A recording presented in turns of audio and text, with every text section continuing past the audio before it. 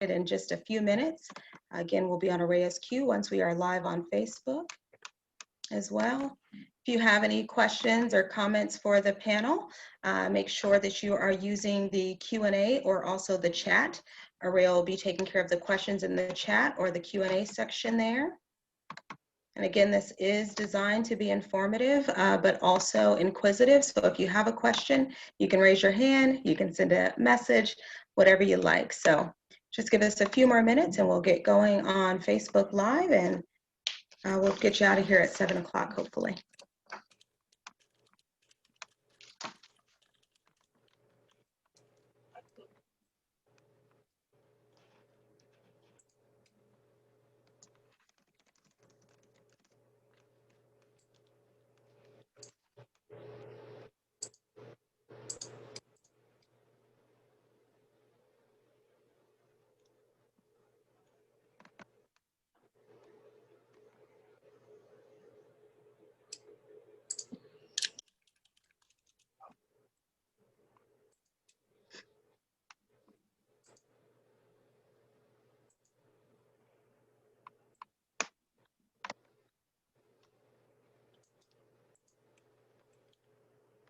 Okay. So in the interest of your timing, you joining us on this Friday evening, we are not going to be going live at this very moment, but this will be recorded live, so you will be able to take a look at this at a later time. So thank you so much, and good evening to everyone on the line. My name is Zenobia Harris, and I am the Chief Executive Officer for the Kent Chamber of Commerce. On behalf of myself, my staff, the board, and our Diversity, Equity, and Inclusion Committee, we'd like to welcome you to our very first series of our Black in Business Conversations, the intersection of COVID-19 and minority businesses. Before I begin, again, just some housekeeping items. You are welcome to have your questions put into the chat or the Q&A, and we will make sure to get to those if we can this evening. This session is designed to be informative, resourceful, and a safe place to ask questions and also give your input. Today, we're joined by two very talented and passionate women and community leaders who will help us unpack the inequities, the difficulties, as well as the successes of being Black in business. Part of my role at the Chamber is to educate and keep a pulse on what's happening in the business community. It's not a surprise that all businesses across America have experienced significant struggles related to COVID-19 pandemic. But what I know firsthand is that businesses are struggling. We get calls on a daily basis for help, for resources, for updates. Zenobia, Chamber, what is next? And this is us trying to provide more of that information. But what is not surprising to some people is that Black businesses are being wiped out by COVID-19, almost half the rate of white businesses. So some of those reasons can be attributed to being underbanked, systemic racism, lack of access to resources. As stated in the Forbes article back in August of this year, nationally representative data on small businesses indicate that the number of active business owners fell by 22%, and that's from February to April. That was the largest drop in history. Black businesses experienced the most acute decline. They declined by 41%, while Latino businesses fell by 32%, and Asian business owners dropped by 26%. The number of white-owned small firms, in contrast, fell 17%. Again, I could go on and on and on about the statistics, but that's information from our partners over at Forbes, CNN, New York Times. These numbers are real. This is really happening, and my job is really just to shine a light on that and also create this wonderful space that we're in today to be able to talk to leaders in the community. They're providing resources, they're pivoting in their businesses, and so I am so excited to have our speakers here today. I'm going to give them the opportunity to introduce themselves, and then of course we have a few questions that we will kind of dig into, but we'll start at the top of my screen. So we will start with Carlicia with Mac Fashions. Just want you to introduce yourself, talk a little bit about your business. We're going to pull up this PowerPoint where we can share your information and contact and how to get a hold of you, but I'll give you a few minutes to just introduce yourself to this community and then also share some of the resources. That's awesome. Well, Hello, everyone. My name is Carlicia Menace, and I'm with Mac Fashion House. And first off, I would just like to say thank you to the Kent Chamber of Commerce for putting this together. I think this is an amazing thing and an opportunity for minority businesses, especially Black businesses and women, to connect and get resources. As she said, my business is Mac Fashions. I've been designing almost my entire life, but actually opened my business about 20 years ago. And so I do custom clothing. I have my own clothing line. I do custom clothing, weddings, proms. I also do alterations and some upholstery work, kind of light upholstery.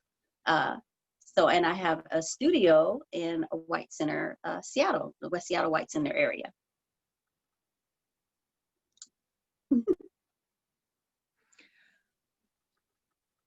Well, I guess I'll go next. My name is Lynn Idahosa. I'm the Executive Director of the Better Way Black Collective, well, Executive Director and co-founder. And we are a local business in Federal Way and member of the Chamber. And we believe that coordinated efforts affect policy change. And that's a movement we worked very hard to start in our community. And we are very, very, very grateful for the opportunity to partner with the Chamber and the invitation tonight to share our experience. Yeah. Wonderful. Thank you so much. I appreciate that. So we are kind of spanning this Western Washington area. So we have White Center, we have Federal Way, and then we have Kent. And this, for me, makes my heart smile, because I think what's important and something that will hopefully resonate with you all tonight, that it's really about partnership. It's really about reaching out to your neighbor and making sure that they are okay, right? And so I could have brought together many businesses in the city of Kent, and I will bring those businesses together, but this is just a collective effort that us as BIPOC business owners and community, we can get together, have these conversations. So my first question for both of you ladies, with COVID-19, and this is specific to the Chamber as well, we are a membership-based organization. We are a small nonprofit. We are not connected to the city, as folks may believe. And so when the pandemic hit, I had the unfortunate experience on my 1-year anniversary of laying off all of my staff on my 1-year anniversary. And had I not had the wherewithal to do that, the Chamber may not be standing today. I'm happy to say that I was able to bring back at least one of those people since then, and my goal is to bring back everyone when the time is right. I say that to say, as business owners, we have to make some really hard decisions that may hurt at the beginning, but it's all about resiliency and it's all about pivoting. So can you each talk to me a little bit about, in your organization, whether you're offering services or products, what did you do initially to pivot with COVID-19 when the pandemic hit? And we'll start with you, Lynn. Oh, wow. So interesting fact, we've been grassroots for 3 years. So we were not a business before COVID-19 in that traditional sense. We were a community organization. But it's something that community had been asking, and we kind of built up the wherewithal to provide. And we were like, it's time. We can't keep waiting. There's never going to be the perfect time.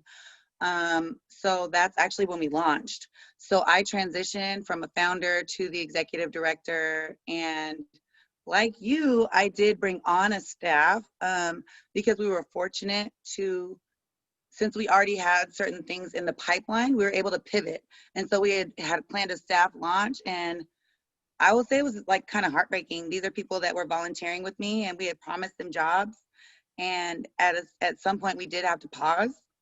But I will be very transparent with you. If I wasn't a member of the Chamber, I'm not sure there would have been an unpause. Just being transparent, as a very young, there's not many Black executive directors that I personally know. And so I created and have worked hard to foster a personal relationship with Zenobia and a professional one. And I think that was very key in the way we were able to maintain our organization and grow it throughout tremendous pressure. What about you, Carlicia? Well, I pretty much built my business from nothing, literally nothing. I remember when I started my business, I slept in a closet and had all my stuff in a 1-room bedroom. for 2 years.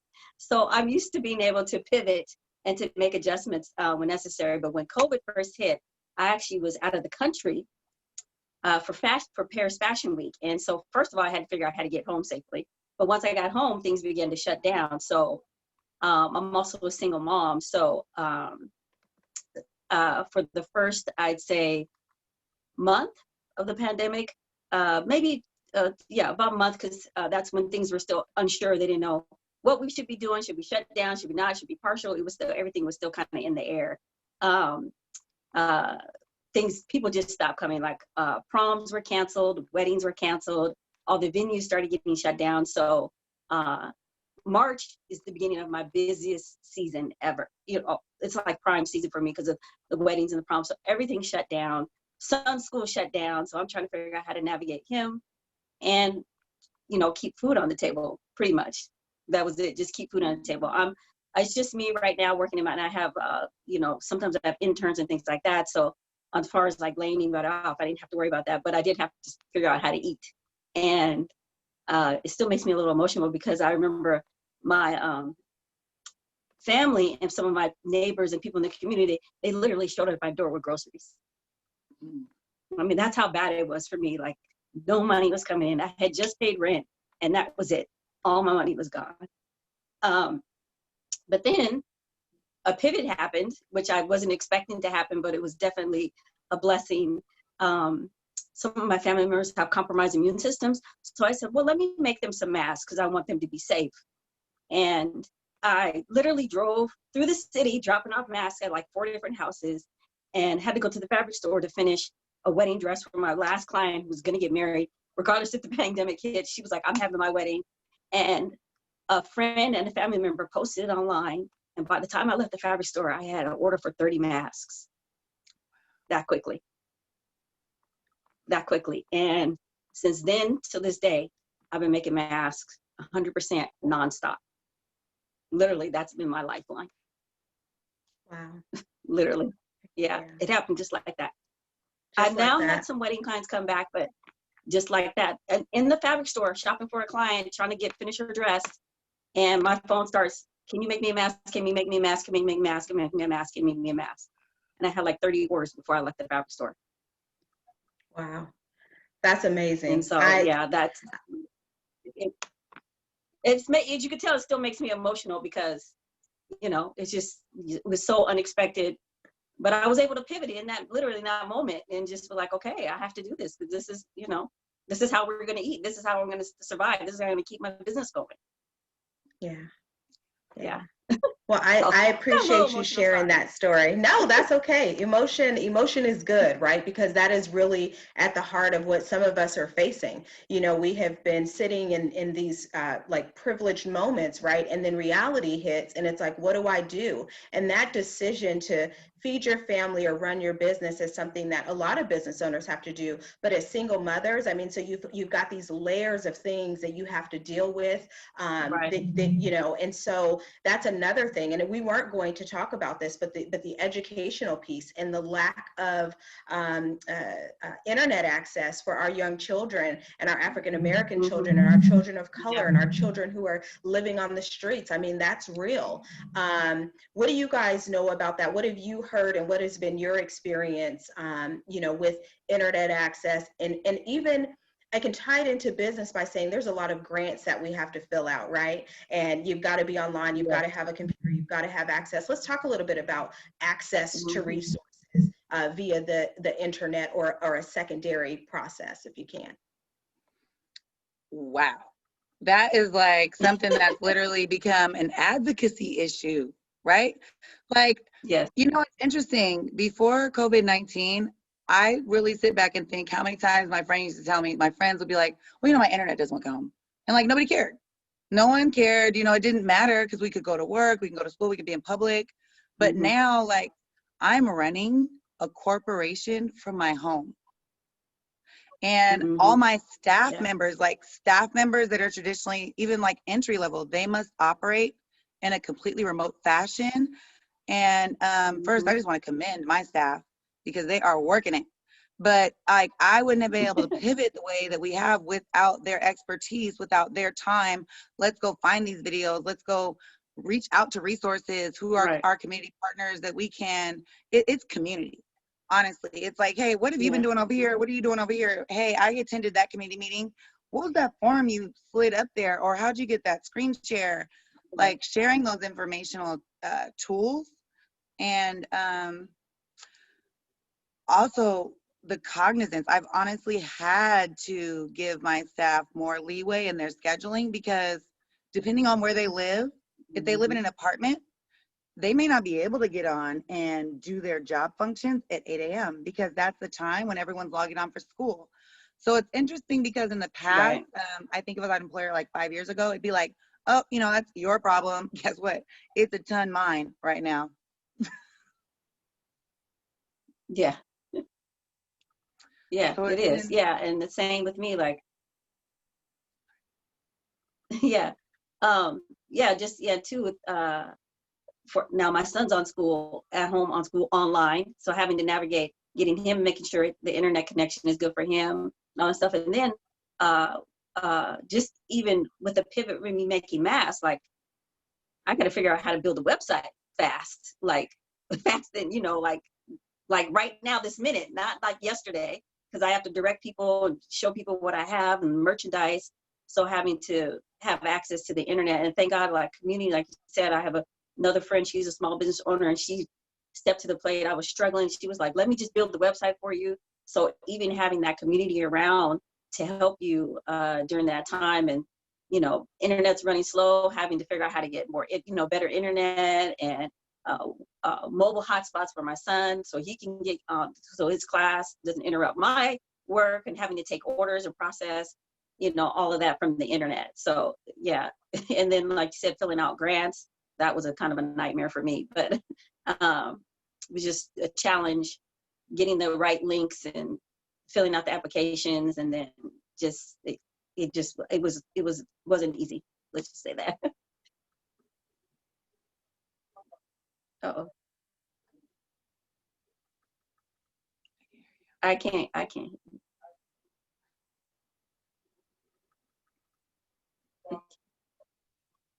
think your mic is muted. I think it's mute. It is. I was like, I can't hear you. I'll get this sooner or later. If Araya could go to slide 3, there was a statistic that I think would kind of tie this all back, together. So there's an organization, it is the National Business League, and the National Business League, I think, was put together back Thurgood Marshall, long time ago, right? And so it says here, it says most, and when he says most, he's talking about businesses of color.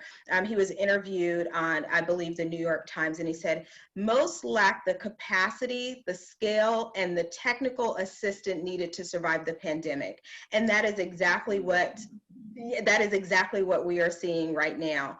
And I think if we align ourselves with other people, and I don't mean they have to be all people of color, I just mean you need to align yourself with people to make sure that when something like this happens, that you can pivot, that you can lean on that, what I would call your personal board of directors, right?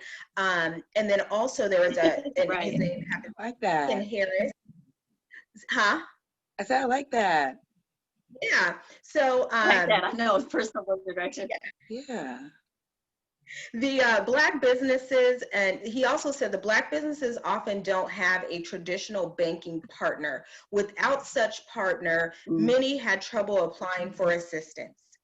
I had chamber members, and this is the beauty of the chamber network, that they called and said, I'm having a problem. I want to get PPE. Zenobia, how do I do that?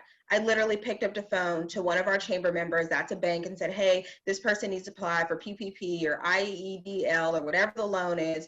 Can you help this fellow chamber member?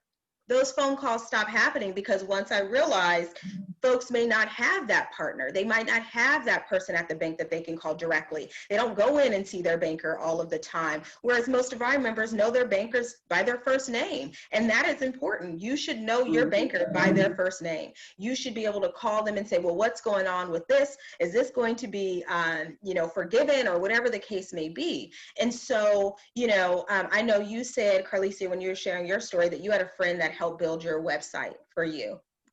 God bless her, because it's the small things like that move you forward. And same thing with Lynn. I may have been on mute, but I know you have an employee. I was working with her. She is still in Africa right now, still in Africa, still, going to cafes and getting her work done. And it is just a beautiful, beautiful thing to see. And so I did want to kind of shine a light. She's actually a contractor. She's another, so we've been intentional about partnering with other Black women businesses as far as capacity building.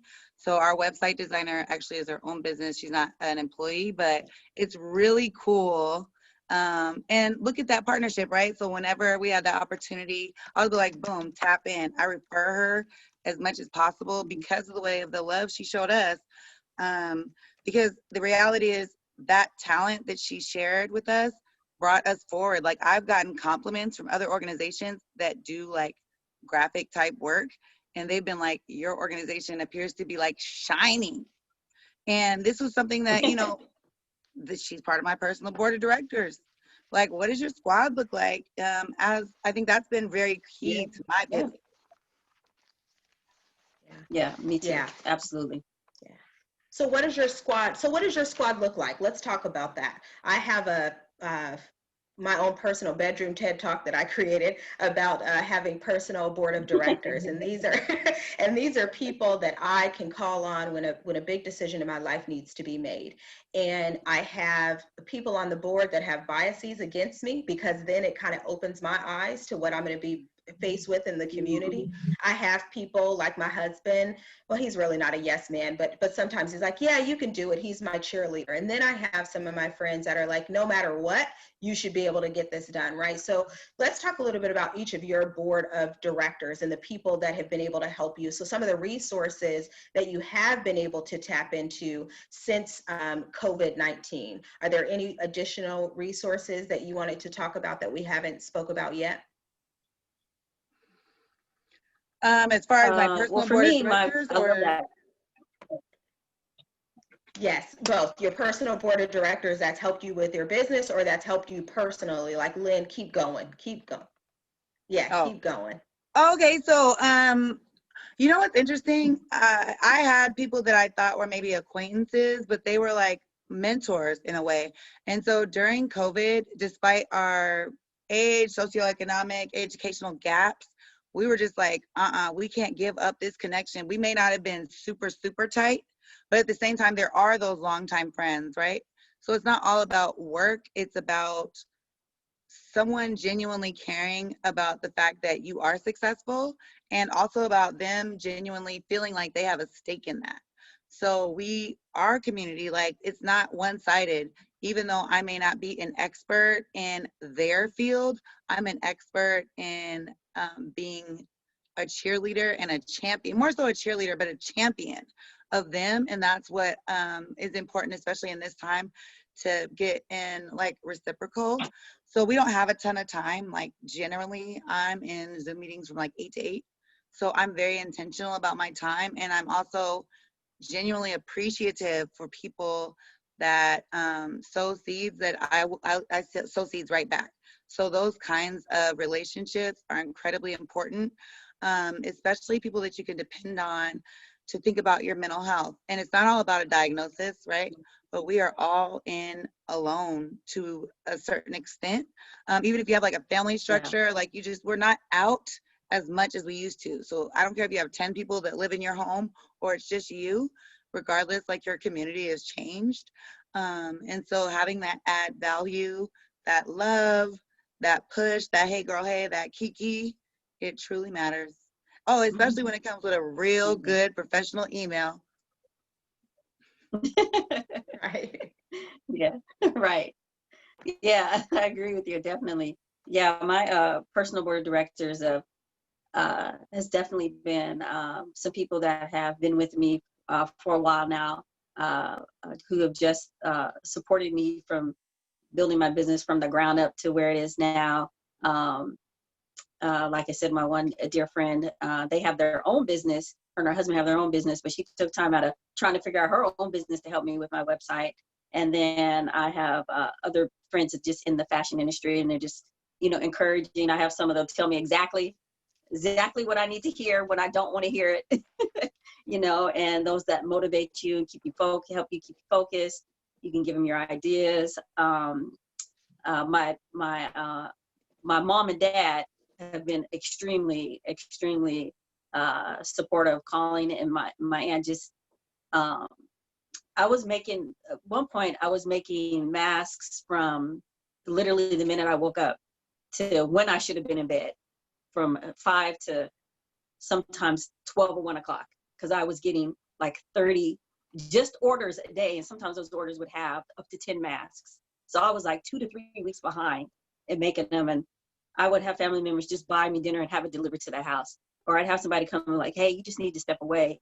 Or other people like, hey, give me some stuff and I'll cut it out for you just to prep. So my personal board of directors have definitely like just rallied behind me and helped me and supported me during this time. And then as well as helping me make sure my son had everything he needed, because we're all kind of in the same space. Like you said, you're in the same space with all your family members. And, now I'm kind of a quote unquote, I am a teacher, but a quote unquote teacher, making sure he keeps his work done and trying to keep my work done. So those personal board of directors have definitely kept me sane, kept me grounded, and helped me push through this time. And as well, it's reciprocal. They call me and they have moments where they need some advice or they need me to help them do something. And I'm like, yes, I'm there. What do you need? Sometimes we have to have a group call and just, rally around each other and help each other stay positive and connected. And so we would have even like little mini Zoom calls with each other every couple of weeks and just, de-stress and let everything out and just build each other back up so we all can keep moving forward. I am so grateful for these platform like group chats and like these group video chats, because it has been a saving grace. Yeah. Yeah. Yes, absolutely. And that's 100% agree. Yeah, it keeps you sane. I have a group of girlfriends that we meet. We were meeting every Friday when the pandemic first happened, and then we all went back to work, and so we've kind of changed that up a little bit. That brings me to my next question. I was on the phone with one of our members the other day, and he had brought up the fact he wanted to know, Zenobia, what is this Black in Business? What is this all about? What are you going to do, right? And what I assured him is that this wasn't just going to be a conversation. There was going to be some follow-up to this. And I'll give you a little bit of background, the folks on the call that maybe don't know how this all really came together. So in July of this year, we were hosting the Washington Retail Federation, and they were giving some information on grants and, what retailers need to do with COVID-19. And we were Zoom bombed during that call. And that Zoom bomb was probably one of the worst days that I've ever had at work. I had never been called the things that I was called. I had never been disrespected in such a way. And some of the vulgarity of the videos that they were showing were they were crazy. So I had a choice, right? I could be very upset. I could be sad, which I was upset and I was sad, or I can make a difference. I can move something forward, create something for folks to be able to be in a safe space and talk about the things that are happening. And so this is how this all came about. I reached out to King County and told them what was going on in the business community, that obviously there are disparities, that I'm getting phone calls, and being the only Black CEO for a chamber in the entire state of Washington, I think folks are flocking to me, and I'll use the word expecting because I'm okay with that. They're expecting me to be able to do something about this. If nothing else, talk about it. And so this conversation is designed to say, okay, well, we're talking about it. We know the statistics are there. what can we do as a community to build this, right? So we have, what, 20 people on this call right now? How do we, in November, when we have this conversation, how do we build that to 40, right? How do we build that to 80? And then when do we start putting in a cadence of that? And so I'd like to kind of go back with you two ladies, and anyone in the audience, if you have any ideas. But his thought was, let's just not talk about it, let's do it. And I appreciate him, kind of putting the fuel to the fire, or fire to my feet, or whatever that saying is, to make sure that we're just not talking about it, that we're actually doing something. So are there any resources that we can share that you know of these calls that you speak of, that you can, people can tap into? Do you see yourself creating one? Do you see the chamber creating one? How can we work together to create a space where we move these conversations and this information into action? Are either of you partnered with any organization that is already doing this, and we can give some information? Or, I'm kind of having people sign on the dotted line. Are you willing to take that road with the chamber and start these actual, conversations into action groups?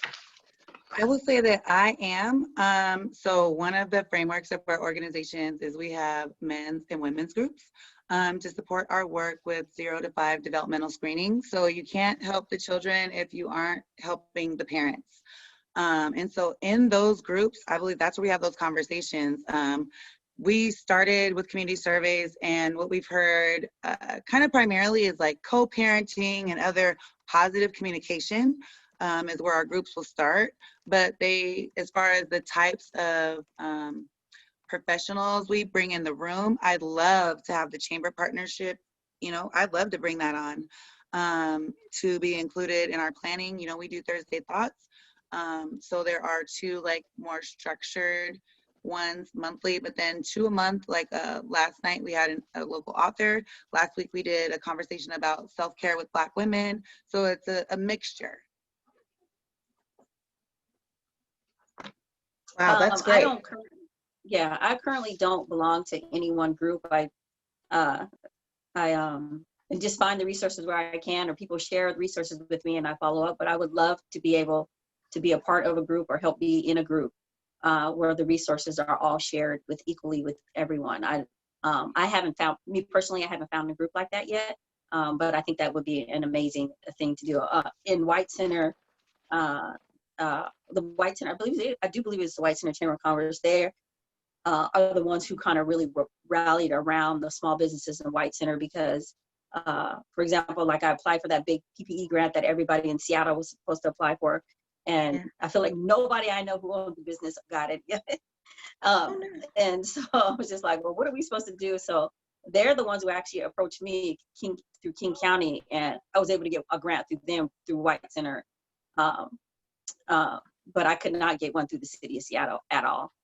So it was just interesting. And then hearing how all these other businesses, and the only reason I was able to get that is because they literally came around and knocked on all of our doors and say, hey, look, we have this program and we want you guys to sign up, and we'll walk you through the paperwork. And that's the only reason I got it. So I would love to be a part of a group like that, where that information is shared with other people. Because I shared it with other businesses, and I was like, hey, look, you guys, do this, and call them and they will help you out.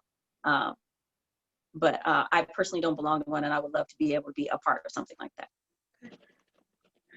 Well, first of all, you are always welcome at the Kent Chamber of Commerce to become a member. Our doors are always open to our businesses. So I'll put that out there, but I won't make this into a join the chamber call. But what I will do is you brought up something really well, and it's trusted messaging. Yes, and I think we're going down the same path, Lynn, about being a trusted messenger and how trusted messengers are out there in the community. So that's very important that you brought up. And I think and Lynn, I'll pass it over to you, but what I think is important is that trusted messenger piece, that organizations, cities, states, municipalities have to understand that you have to send the soldiers out on the street to get the people that they are connected with if you really want to serve that community. And that's all I'll say, Lynn, because I know that you've got some great things going on that I'll let you take some time to kind of go over, and then we can also share the link in the chat for that. It does close at midnight, but that's okay.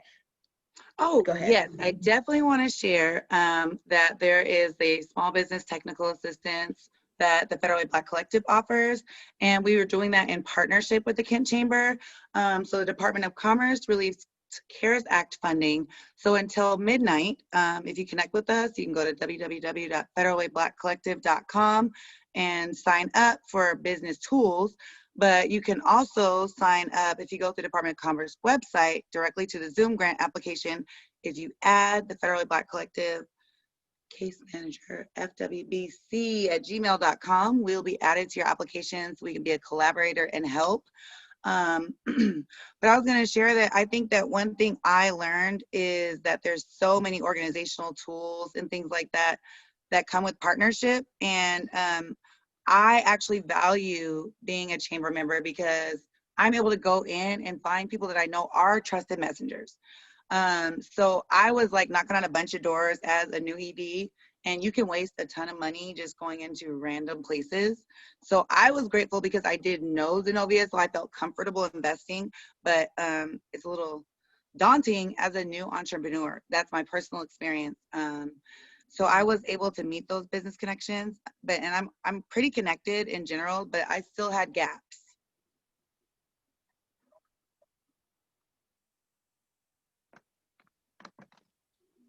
Yeah. And so we're going to put that into the chat box because that was a lot of information, great information for the links and how to get a hold of Federal Way Black Collective. It's also on your PowerPoint slide here, but we'll get that in the chat for folks who have an interest in finding out what you're doing, getting connected with those women's and men's groups. Thursday Thoughts, I had the opportunity to sit on that, I don't know, maybe a month or two ago. I don't know, time goes by so fast. And so that is something that I think folks can tap into and get some really great information as well. So why did you guys become entrepreneurs? This is not an easy thing. Starting your own business is probably one of the hardest things that a person can do. But what I find is that it's always something personal. No one just wakes, I just want to work for myself because it's going to be so easy. So I'll start with you, Carlicia. Tell me a little bit about why, or a lot of bit about why you wanted to be an entrepreneur and what drove you in that direction. I don't know if I really thought about it as being an entrepreneur at the time I started my business. You know what I mean? I don't think I woke up and said, "Oh, I think I'm gonna be an entrepreneur now."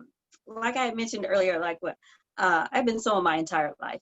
Is I've always had a love for it. My aunt sewed, my mom sewed, and so it was always ingrained in me. And so I went to, graduated from high school, went to college, got the corporate job, worked in the insurance industry, and I literally was dying on the inside. Like dying. Like I couldn't figure out for a while why I was just so miserable. I was making money. I was doing the whole 9-to-5 shuffle. You know what I mean? And I was just dying. And for a while, I couldn't figure it out. So I actually moved away from Seattle and came back. But my dad ran his own business for years. And so I moved out of the state. My dad lived in Florida. I went to Florida and I worked for my dad. And I saw how he ran his business and how he was just making, doing his own thing. He was working hard, but he was doing his own thing and he loved it. He was always happy and smiling. And I was like, man, there's something here. There's something here. And even when I lived in Florida, I started making clothes for people living in Florida. It was just a hobby. And I was like, oh yeah, just give me this much. And so when I decided to come back home, I was like, okay, I need to figure out something to do with my life, and somebody came up to me and goes, why don't you go to design school and just design your own clothes? And I was like, light bulb, like, why did I not think of this? So I actually went back to school, got a degree in apparel design, and then I started my business. And because I did I call it the rat race, for lack of a better word, the whole 9-to-5. For me, it felt like a rat race. I knew that I couldn't go back into corporate design, like a Eddie Bauer or Nordstrom's working 9-to-5. I knew that I knew I was going to die if I went back in there. Emotionally, physically, spiritually, I couldn't do it. It was just not in my DNA. That was not my life. And so the minute I graduated from design school, I started my own business. That next month I graduated, I went downtown and applied for a business license. And I just grind, literally, like I mentioned before. I was staying in my family's house. All my sewing things, cutting tables, racks of clothes, supplies were in the bedroom, and I slept in the closet. My small little bed I put in the closet, and I slept in the closet for 2 years. Worked part-time jobs here and there just to keep money coming in, so I could fund it. Did shows all over the place in Seattle, places I would never ever do a fashion show. I just, whatever I could do to get myself out there, I just grinded and grinded and grinded. And then eventually one day I was making as much money running my business as I was working for somebody else. And I was like, wait a minute now, wait, this, this might be the turning point. This might be the point I need, And so I took that huge, huge leap of faith and quit my job, quit my steady income. Huge leap of faith. Talk about, just jumping off the cliff, hoping I land. And I opened my first design studio, was out north, and I had a lot of bumps in the road, but I was doing it. I was living my dream. I just wanted to do something I loved. I realized that I just wanted to do something I loved, and that just happened to be fashion design. So when I say I didn't really set out to be an entrepreneur, that kind of happened by accident, because I really just wanted to do what I loved. I just wanted to be happy. And that if that meant I had to fight to be happy, then I was going to fight to be happy. And so I just started doing it. And a couple years after I opened my first studio, the market crashed. And I had my son that same year, right when the market crashed. So again, I had already kind of gone through this whole thing where all my clients canceled, no one was calling me back, and I had to figure out how to feed this little baby that I have now. And so, now being a mom and learning how to pivot, I really learned how to pivot. Then I had to figure out how to pivot and make it happen. And I just, I got very lucky and found another studio where I'm at now, and it's actually a live work unit, so it's all encompassed in one. And I was able to get in here and kind of just start over. And even in that, I mean, like I said, I had this little kid, and I had to grind. I had to take whatever, I had to start a work nanny part-time again. I had to, I just had to make it happen. But I knew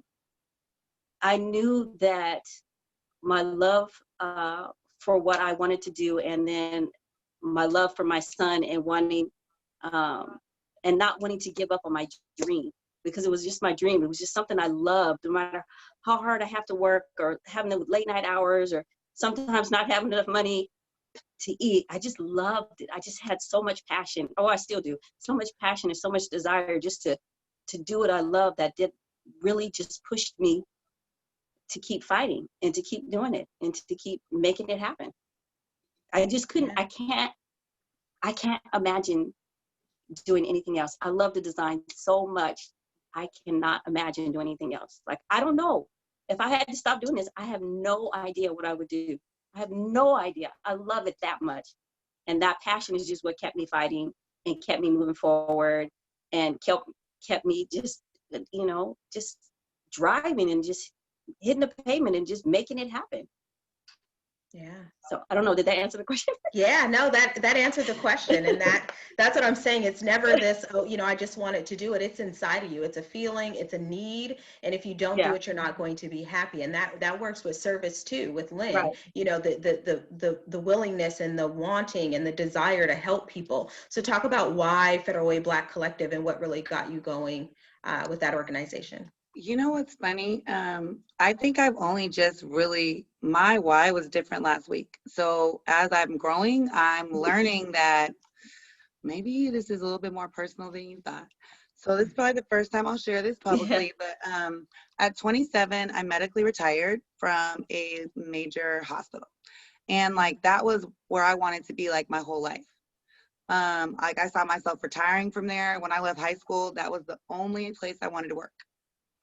And so then it was a couple of years. And so in the founding stage, I still kind of felt like, oh, I'm just good at this one thing. I'm good at social media marketing. So that's what I do for this company. But now I'm starting to understand that the way I execute as an executive director is the result of my passion and my care for mental health, my care for people that are left behind or forgotten. And so it's really personal. So I don't think that I feel that it's like a choice. Like, this is what I'm put here to do. This is my purpose.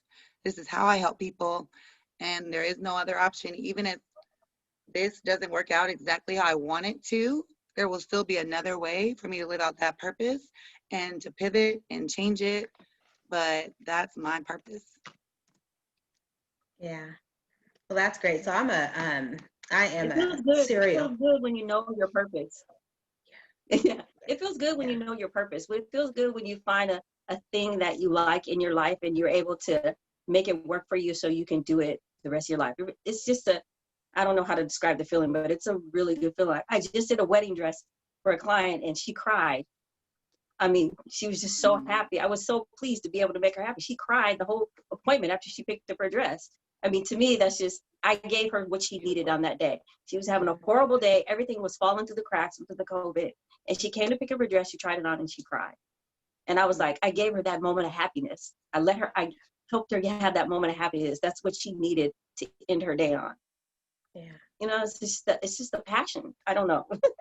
Yeah, it's a passion. It does. It takes passion, especially to get through something like this. It's got to be your passion that drives you, because when the money dries up and the Right. resources dry up, it's really got to be your passion that's going to Yeah. move you forward. So that's good. You guys have that innately. I do want to talk about, though, when you were in the workplace, because I've experienced this not only at this job, but every job that I've had. I've experienced implicit bias within that workplace. And I've experienced folks that didn't believe that I was capable because of fill in the blank, color of my skin, the age I may look, but I am not, the education that they perceive I don't have, or, any of that. So for me, implicit bias, that's something that I'm very intentional about it. As a diversity and equity inclusion professional, I speak on the topic.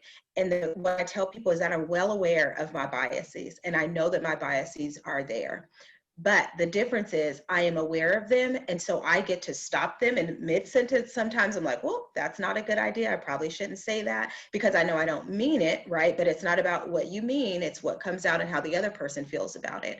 So, as a Black business owner, do you feel like being Black there are some biases against you and your abilities? Can you talk about any experience that you've maybe had around that area?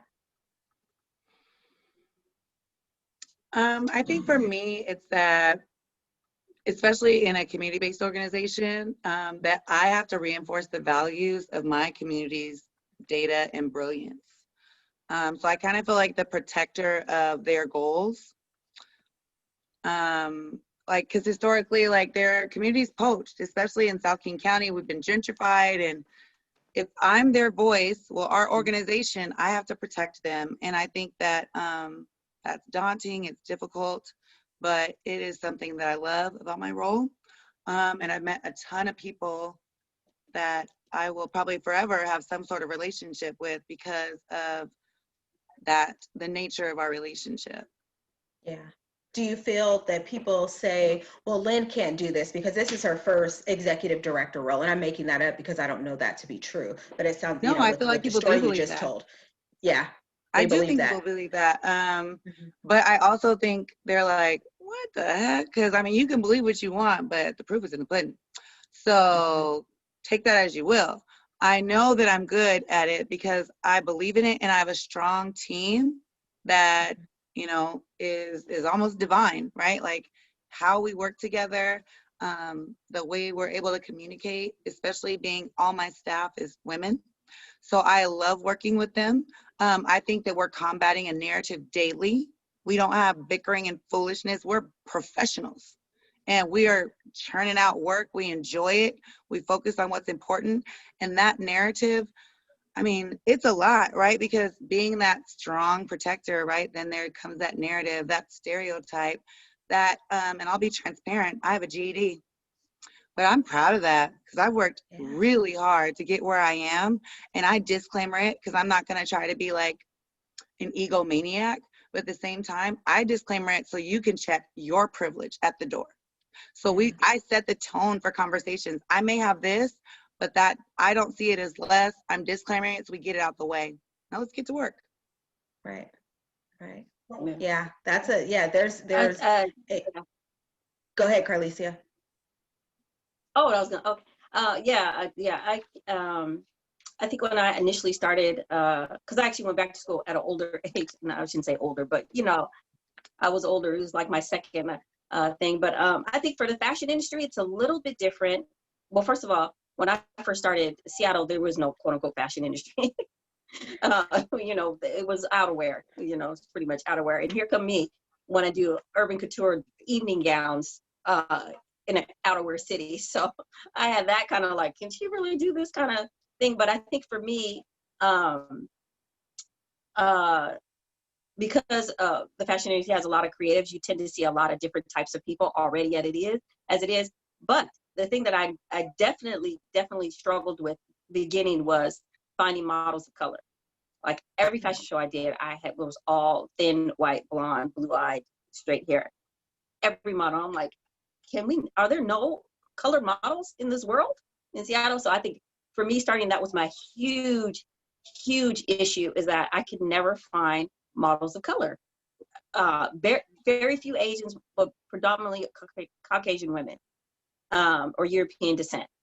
And so that was a huge struggle. And so when I started, I literally was like, I need my cousin, my girlfriend, I need you guys to come down because I need to show my clothes to people who look like me. Not that they're not for everybody, but they're not the only people in the world. You know, so that was kind of my my biggest struggle. When I opened my studio, I've had people come in and kind of, they don't say it directly, you know, they never say it directly. They kind of look like, oh, she might actually know what she's talking about. You know, because I have people contact me via email or text, you know, and you know, I can write, you know, a well-worded email if I need to. You know what I mean? And then they'll show up and they'll be like, oh, you know, you can, you know, sometimes you can just tell what they're thinking without them, you know what I mean? You know what I'm trying to say. And so I've had that when I've had my studio, when people actually show up and they're like, oh, okay, you know, she's Black and she might actually know what she's talking about. I'm like, yeah, no, I do. I've been doing this for a long time and I have a degree and so I know what I'm talking about. I didn't just make this up. But yeah, so that's kind of it. So it's not necessarily quite the same thing, but definitely with the model was always a huge issue. And before COVID hit and I was doing fashion shows, I would have, it was almost, I would have white models come up to me and say, I know you tend to like models of color, but do you think I can model for you? Because I'm so well known now, like, look, if you guys don't have no models of color, don't even ask me to show up. Like, don't ask me no more. Yeah. Yeah. Like I had made people know that that's me, that's my standard. I have to have some models of color, period. Yeah. Or don't even ask me to do the show. And that's good for you for sticking to that. And I think, you know, it takes a lot of courage to be able to do that. And I just want to back up a bit because I know we have folks on the phone that, you know, and I do this a lot, right? And even when you're in a business meeting and people start talking in acronyms, and if it's a new person in the room, they don't know. So we just had a total sister girl moment. You didn't say one word, but both Lynn and I were nodding because we knew exactly what you meant. Sorry. So I'm going to back up. That's okay. I'm going to back up for a minute. That's totally fine. But I would like to back up on it because that's where the implicit bias, you know, thing kind of comes in, right? What we're talking about is if, you know, you are surprised at the person that opens the door or you know, shows up to the meeting because that person is Black, please know that that person can feel it because your body changes. The temperature in the room almost drops or goes high depending on which room you're in. And so being aware of that is really important because what it does, and maybe it could just be for me, so I'll speak for myself. When I walk into a room and instantly people are concerned or confused that I'm the person that's going to lead or I'm the person that's going to make the final decision, if I get that instant, like, oh my goodness, or this, you know, they kind of take it, they take a back seat, then I'm on the defensive.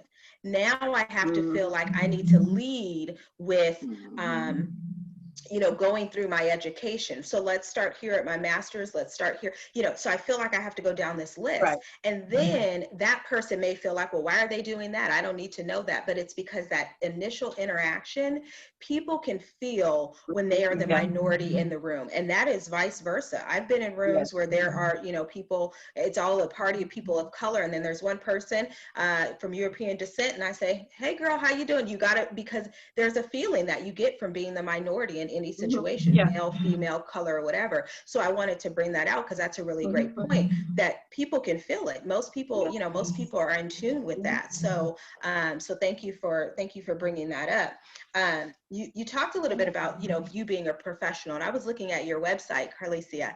You have, and I don't know if Araya can get us back to that slide, but you've done some work in the community. Oh my I'd God. like for you to, beyond the community, when I say community, I say the community, the Black community, right? You've done some work. So talk a little bit about the access that you have. I have here like celebrities, parties, Erykah Badu, that's my girl. You've done some work. So talk a little bit about how those relationships kind of came about.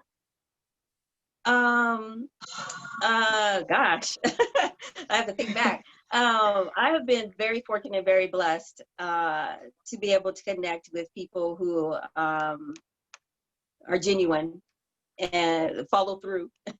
Let me say that, and follow through with what they request of you or what they invite you to do.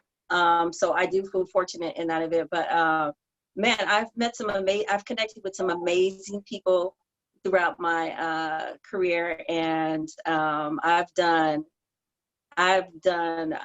able to do fashion shows up and down the West Coast, just connecting with people. I've done Vancouver Fashion Week, I don't know, 2 or 3 times. I did a women's international conference in Zimbabwe where I did a fashion show, and I was the only Black American designer. Just went to Paris and helped a friend out. A friend of mine who I mentored, she's Native American, I mentored her, and she started her own collection. And so she was doing a Native Fashion Week in Paris. And so I got the opportunity to go to Paris to help her, because I support her and I believe in her, and was able actually to show some of my designs on the side. And do like photo shoots while I was in the city of Paris. So that was an amazing opportunity. But I don't even know everything I've done. I've done so much. You were doing all of this without a website? You were doing all of this without a website. Can we just speak to how that is?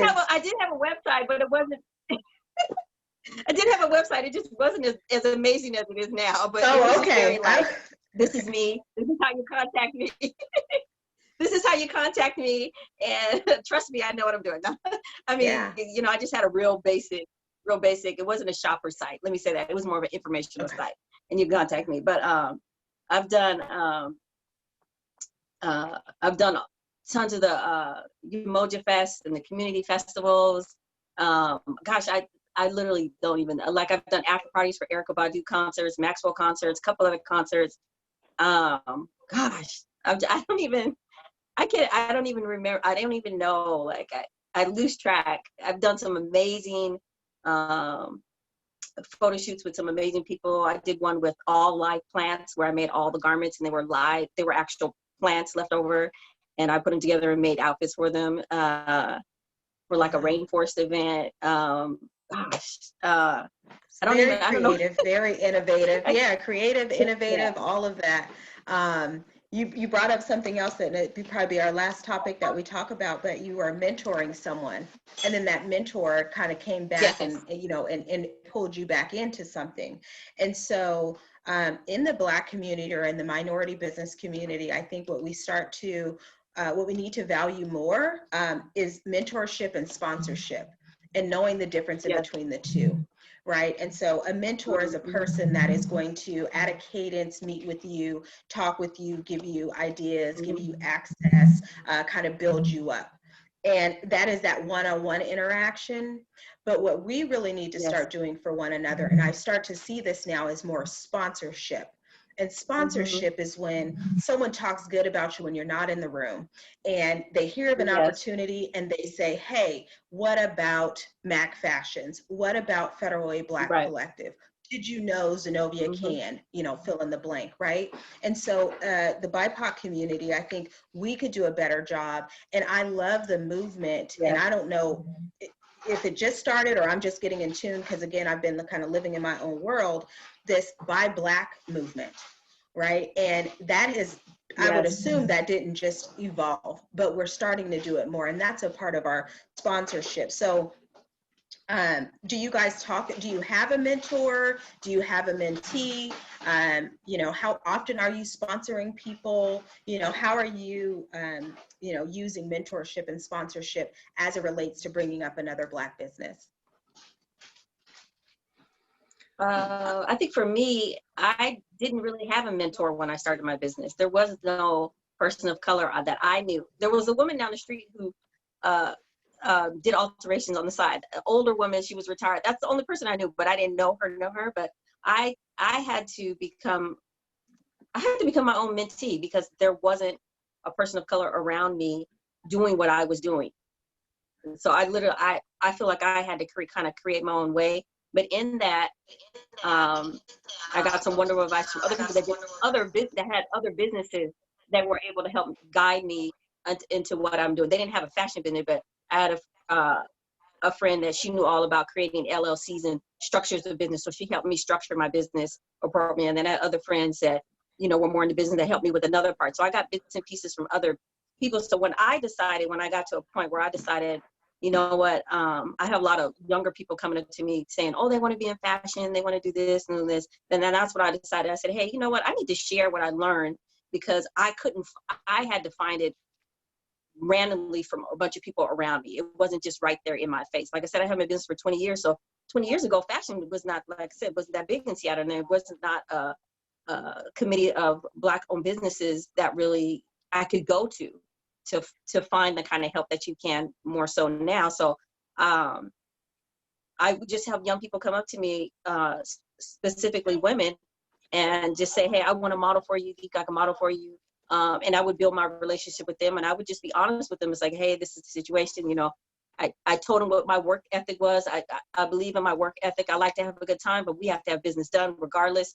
And so they saw that with me. They saw that how I can navigate with being very businesslike and getting the job done and being a professional, but also I could still, have fun on the side, but still take care of business. And so I would have a lot of younger women come up to me and want to continue to work with me and call me and say, hey, and I would just, and they would shadow me, if that makes sense. And so I began supporting them and they were supporting me. I mean, I've pulled girls, I know this is kind of off topic, but I've pulled young models out of abusive relationships. I have literally went to the house, probably shouldn't have gone by myself, and pulled a girl away from her boyfriend because he was abusing her at the time. But so I built those, and now to this day, I have a really strong connection with her. I support her, she supports me. Like I said, the other young lady, she really saw how I was and decided to go to design school. So we went to the same school I went to, and she did her internship with me, and I mentored her, and now she has her own native collection. I have another girl who went to design school, and she's not really doing fashion right now, but she's always doing something creative and coming to me. And then I have a group, so you use I mentorship. think I kind of stepped into that role because I didn't have that role. You know what I mean? Yeah. So that's good. That's good. Yeah. Lynn, what about you? I think I'm just kind of understanding it. I feel like I've had people that have filled that role in the past, but only probably this year have I began intentionally asking people to mentor me. So I have a couple people I've entertained some strategic conversations like this is what I'm hoping to achieve. I'm hoping to, X, Y, Z. And so learning how to have that conversation, but also learning how to prioritize my learning, but that I do have time to mentor someone. Because I think I used to use that excuse, like, I'm still learning. I don't have time. Look at my calendar. But how do you build that?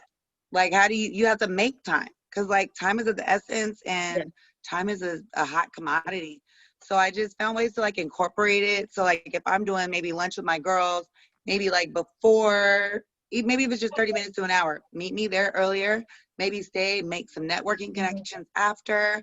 So just trying to intentionally plug it into my schedule based upon what they're interested in. Yeah. Yeah, that's good. And you said something, so closed mouth don't get fed. That is my motto, right? So if Right. someone doesn't know that you're starving, how are they going to tell, right? Because most of the times we're putting this smile on Yes. like everything's okay. And so, you know, Mhm. people don't know that we need help, or maybe they feel like we're a little bit above, you know, and so it's always good to ask when you need help. And there's always someone above you and there's always someone below you, no matter who you are. And what that Right. means is you can help somebody go to the next level. And sometimes with a mentor or a mentee, you can only take them as far as you can take them. But then your job is to maybe steer them in Right. another direction to someone else. And so I've done that over the years. I've Mhm. mentored many girls, and they have all a variety of different careers. And what I do now is I find myself tapping in, checking in on them. What can you do? Referring them, giving them advice. I mean, I'm like the mentor mom. I'm like on their Facebook saying, this is totally Right. inappropriate for a business page. I'm going to need you to take this down, right? But it's those small things because Yeah. the internet is important. Once it's there, it's there. And people are making decisions on your business There. based Yeah. on your footprint, right? Based on your digital footprint. And so, you know, if we Yes. have a young business owner, it doesn't matter if they're black, white, or indifferent. If you have a business owner or someone that you know is starting a business and you see that they're doing something that they shouldn't do, it is your job. It's really your duty as an entrepreneur to help that person and say, hey, this might not be you know, the best way to go about that. And so I appreciate mentors and I appreciate mentees because I learned from them too. You know, the young girls that I've had the experience with over the last few months, Yeah. they live a different type of lifestyle and they have a lot of courage and Yeah. they're not willing to wait in line, and they're, you know, this whole idea of give me a seat Yeah. at the table, for them it is not give me a seat at the table, it is can I put my table in your room, and that's how they function. And Right. Or I just love get that. out of my way. Or get out of my way, or I'll stand in the back, you know, Right. whatever. These Yeah. young girls are not going for it. And I think that we're going to have Love this it. influx of entrepreneurs that are just going to be fabulous. And I think that they're going to bring a lot to their communities. They're going to bring a lot to their industries. And I'm really excited to see that. And so, you know, I am going to, again, just wrap up here just a little bit. Araya, if you can go to slide 7, just to make sure I went over those 2 questions that we had.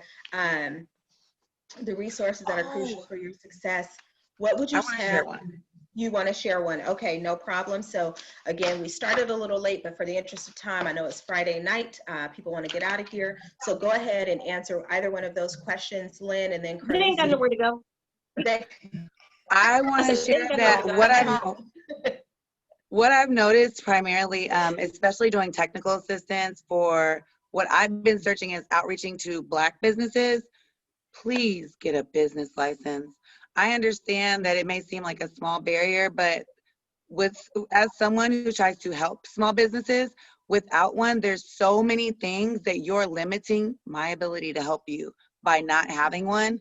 And I know it seems like, oh, it's just an expense, but that expense opens the door to more money. Yeah. yeah, I wow. 100% Yeah, agree with that. 100%. yes. If you're a business owner, 100%. like sole proprietor, if you don't have a license, you feel like, okay, I'm just doing this till I build it up, but you get comfortable and then you're not able to claim business expenses. You're not able to claim things. You're not Mhm. able to properly handle business. And you're actually paying more money to be a business owner, to be quite honest. Yeah, Yeah. that's great. If anyone Yeah. needs Yeah. help, Definitely that. yeah. Yeah. Yeah, if you need help, that is something the Chamber Yeah. I can help definitely or know Federal Way people. Black Collective can help with. Yeah. So if you don't have a business license and Yeah. you don't know what steps to take, give us a call or go to our email, kentchamber.com. We'll have that information there. Carlicia, which one of these 2 questions did you want to briefly answer before we wrap up? I was just gonna person of color starting a business today and to what Yeah. mine is more of a not a business answer. Mine is more of a personal answer, and I would say it's more of a personal. You have to be willing to check yourself. You know what I mean? You have to know yourself. Uh, Sometimes I think people of color, well, not sometimes, I know sometimes I do, we kind of have a chip on our shoulder already about the world and things that are going on. So sometimes you have to check yourself in order to make that business successful. Because sometimes you might have to be, okay, pause for a minute and get your business done, if that makes sense. I don't know if I'm making sense. But Yeah, no, you're making sense. Yeah. Yeah, you know, but yeah, I think you have to be willing to check yourself, because we do have our own issues with being a Black in America. We do. We have our own issues, and we have our family influences and our world influences and our friends influence. And when you are starting a business, being a person of color, you are kind of stepping into white America, white business America. And so you have to learn how to navigate. You know, they always I've heard people say that Black people know how to wear different masks depending on different situations they're in. So you have to learn how to stay true to yourself, but also kind of check yourself and be like, okay, hold on. What is my goal? What am I trying to get out from this person? Or what am I trying to do? And figure out how to navigate that in a way where you don't have to compromise your beliefs of yourself, but you can still be successful. Did that make sense? Yeah. You said it. No, that makes sense, and you said it. Yeah, and I think that we do. I think that's a valid point. But it all goes back to, what are we doing as business owners to support those people, right? There is someone, you have a goal. Yeah. Oh, you have absolutely. a business idea. Absolutely. There is someone that is successful with that business idea. How do you tap Yeah. into that network to find out who that person is? So the things that you believe that are truly holding you back, barriers are there. That is a real thing. But where is that person that you can tap into to get over or under that barrier, because they did it? So how did they do that, right? So that's a point of just sharing the resource and making sure that we are whole and honest with one another on, you know, on the successes and the challenges that we face. So I just want to say, you know, this is, like I said, if Array can go to that final slide there, this is the first series in a series of 3 for this year of these conversations. And again, this is, you know, it's my play on back in business, but it's really Black in business, because we are coming back into business. We will thrive, we will survive, right? So we're Black in business. Conversation number 2. We're going to have some really great speakers there as well. The point of this, again, is just to have an open dialogue conversation, because sometimes people don't know what other folks are facing, right? And so this is our time to kind of shine a light on, you can read something in the New York Times, but really, what is your neighbor facing, right? And this is the chamber just saying that our BIPOC community, business owners, are suffering, and there are providers out there that we have access to. We can't do everything. We have access. We're grateful for our partnership with Federal Way Black Collective. We're grateful for our partnership with Department of Commerce and King County to be able to bring things like this. So join us on November 13th from 5:30 to 7. It'll still be a Zoom. We will be live. We'll get everything working that time. We have the president and CEO of State Farm. He just opened his State Farm office here in the city of Kent. We have the owner of, the owner and CEO, I can't see, of Worthy LLC. And then we have a resource. I don't know if you guys are familiar with Tabor 100 out in Tukwila, doing great work helping minority businesses and helping businesses in general. And of course, it'll be hosted by the Chamber of Commerce via a grant from King County. So ladies, I just thank you. I wish you all of the best in your business. I want you to know, to tell that the Chamber is always here for you. Tell your neighbors, tell your friends. If you need something, your chamber, your local chamber, or even the Kent Chamber can assist with that. So again, we appreciate you. Thank you so much for your time. We'll make sure that we share this information live, and we'll Facebook, we'll tag you, and we'll get any questions that are lingering in the comments out to you as well. So I appreciate you. Have a wonderful evening. Thank you. Thank you. Thank you. Bye-bye. Bye-bye.